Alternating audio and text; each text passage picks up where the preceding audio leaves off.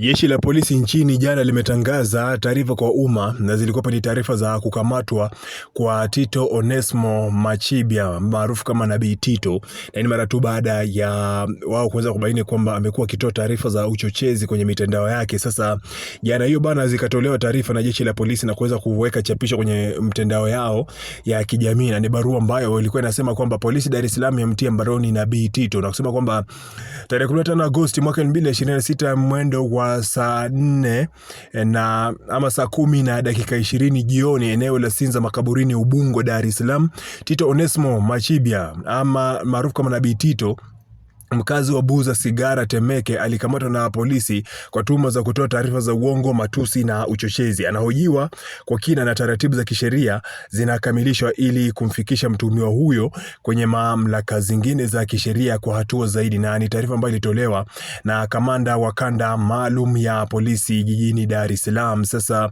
hizi ni baadhi ya taarifa ambazo baadhi ya wananchi walizichukulia kwa uzuri, kutokana na kwamba ni muda mrefu kwamba Nabii Tito amekuwa akitoa taarifa ambazo zimekuwa zikionyesha kabisa kwamba anachuki, anachochea, lakini pia anaipotosha jamii na umma kiujumla kuhusiana na mambo mengi ambayo yanahusiana na serikali. Sasa kuna baadhi ya watu ambao walikuwa wanahoji kwamba mbona iliochukua muda sana ya jeshi la polisi kuweza kufanya utaratibu wa kumkamata Nabii Tito na kwa ajili ya mahojiano na vitu kama hivyo, lakini kuna wengi ambao walikuwa kama wanasimama upande wa Nabii Tito, kutokana na kwamba kuna baadhi ya watu ambao wanasupport serikali na kuna baadhi ya watu ambao hawasupport kabisa serikali. Sasa swali langu likawa ni je, unahisi kwamba serikali ilichelewa kidogo kuweza kumtia mbaroni Nabii Tito, ama unahisi kwamba muda ambao ulichukua mpaka kwenda kumtia mbaroni pia ulikuwa ni sahihi? Sababu mwisho wa siku ni kwamba hamna uchunguzi wote ambao ulikuwa unafanyika. Ni uchunguzi kwanza umeanza, lakini wamesema kwamba kama chochote kitokea watakuwa wanampeleka kwenye mamlaka husika